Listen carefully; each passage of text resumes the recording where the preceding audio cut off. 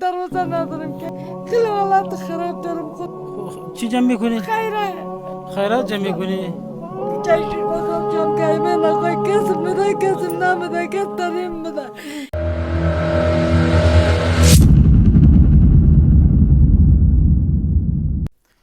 السلام علیکم و رحمت الله و برکاته. دوستان خدا دې وکړي چې روغ او جوړ به وئ.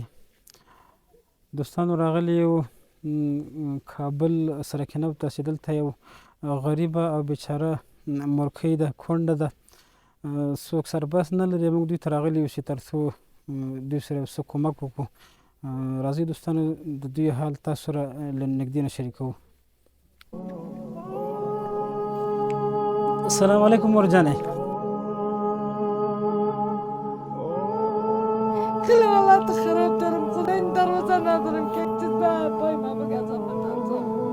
خو صحیح است مادر، ما انشالله کمک میتیم. خو ما کمک میتیم انشالله. خو مادر خدا پاک شما را نگیرد، خدا تان نگیرد. نگور خدا پاک تان نمیگم که در دنیا آخرت حج مکه مدینه رو نصیب کنه.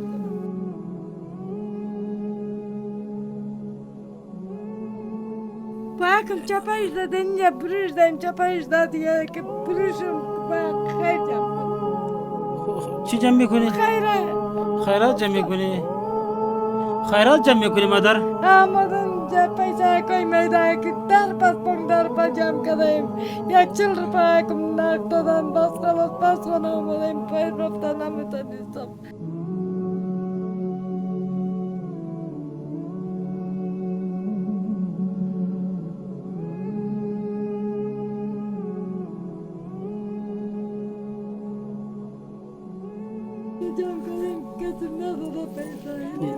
یو دوه درې څلور پنځه شپږ اووه اته نهه لس. مادر ها ایره بگی. خداوند پاک در دنیا آخرت خداوند پاک سرخروی دنیا آخرت باشن. حج مکه مدینه رو نصیبتان کنه. ایره بگی مادر. با میلیون شما را بده. خدا تان عمر غیبی و عمر زیادترین عمرتان خدا جزاک الله. خدای غریبی انسان ما خدا کم کنه. یک چی کم نیست.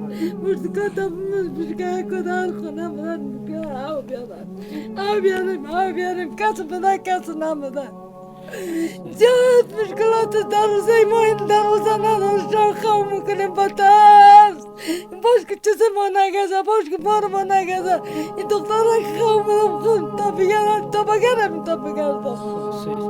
خدا ما رفتیم ترقی باشه. خدا پاک تن ترقی داشته باشه. خدا پاک میگه مکه مدینه نصیبتان کنه. خدا پاک در دربار خدا اولاد تان که اولادتان آرام برقرار باشه.